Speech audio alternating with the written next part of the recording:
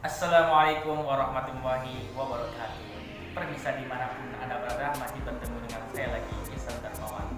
Salam komunikasi dan penyiaran Islam. Permisa dimanapun Anda berada, di sini kita akan menayangkan yaitu generasi-generasi penerus bangsa yang ada di Panti Asuhan Putra Muhammadiyah, yaitu pejuang-pejuang Islam. Tentunya kita melihat di panti asuhan ini adalah anak-anak yang telantar dan anak yatim piatu dan seorang mualaf juga yang ada di sana. Mari kita saksikan tayangan berikut ini.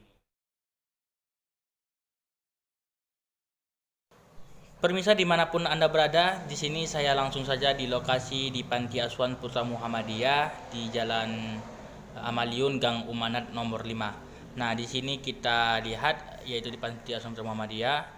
Ya, di sini saya di halamannya. Permisa dimanapun Anda berada, kita langsung saja masuk ke ruangannya. Di tepatnya di ruangan musola ada kantor semua di sini. Jalan tengah-tengahnya. Di sini kita lihat musolanya.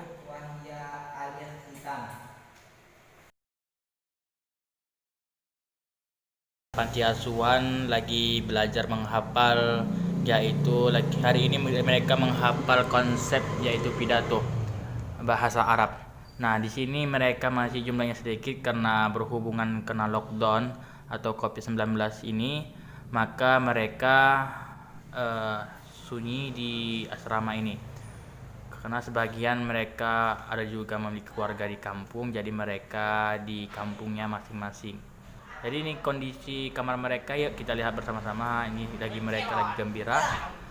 Nah, kita melihat kamar-kamarnya, ini sekeliling kamarnya lagi di atas ya. Di atas, ini ruangan di atas kamar-kamar mereka. Ini bagian belakang mereka. Dan ini kamar mandi mereka.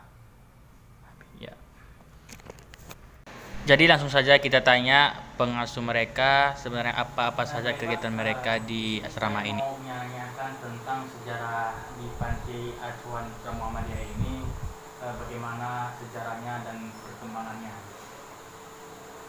Jadi Panti Asuhan Putra Muhammadiyah ini pertamanya bukan di Jalan Amaliun Gang Umanat, tapi pertama di Jalan Tamrin. Jadi Panti Asuhan itu merupakan salah satu target atau misi dari pergerakan organisasi Muhammadiyah.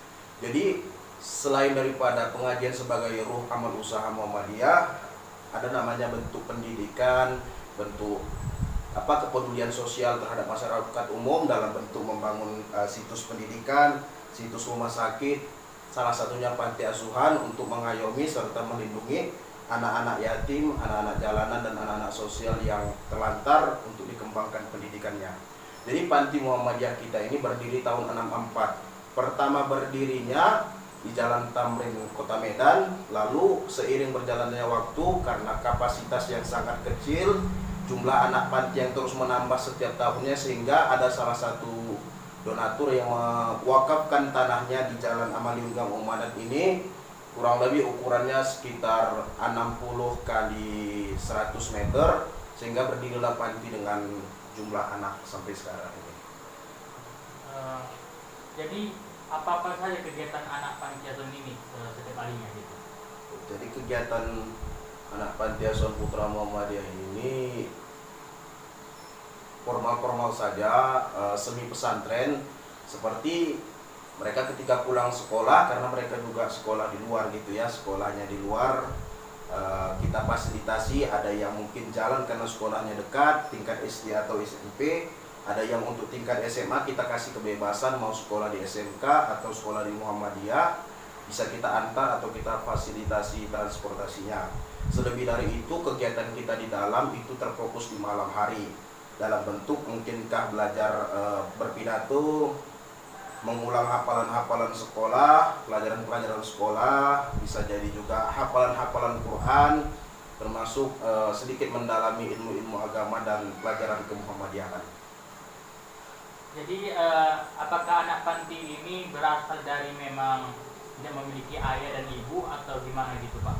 Ya, jadi panti kita ini multi penerimaan. fokus kita, basic utama kita adalah mengedepankan dan mengutamakan anak yatim piatu. Yatim tidak punya ayah, piatu tidak punya ibu. Yatim piatu tidak memiliki keduanya. Jadi seiring berjalannya waktu ada sistem dan kerjasama dari pemerintah, lebih tepatnya dinas atau Kementerian Sosial yang memberikan suatu gagasan ide, ada namanya sistem pengasuhan keluarga.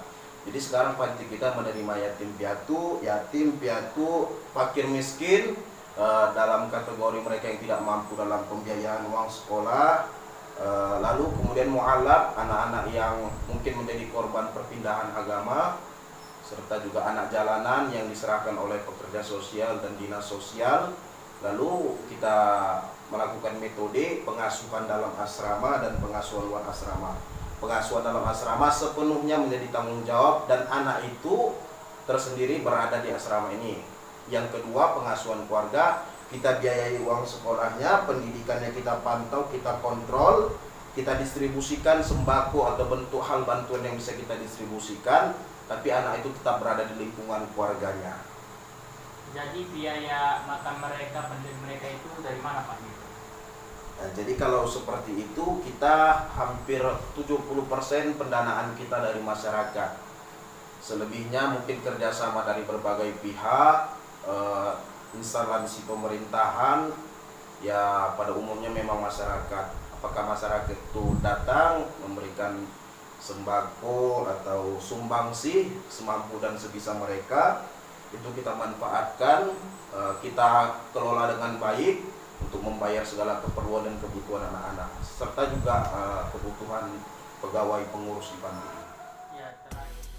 Ya, permisa dimanapun Anda berada, terima kasih telah menyaksikan video kami, yaitu komunikasi dan penyiaran Islam. Semoga apa yang ditayangkan tadi bisa membuka hati kita untuk sering-sering berdonasi di Panti Asuhan Muhammadiyah, bahwa mereka membutuhkan donasi Anda.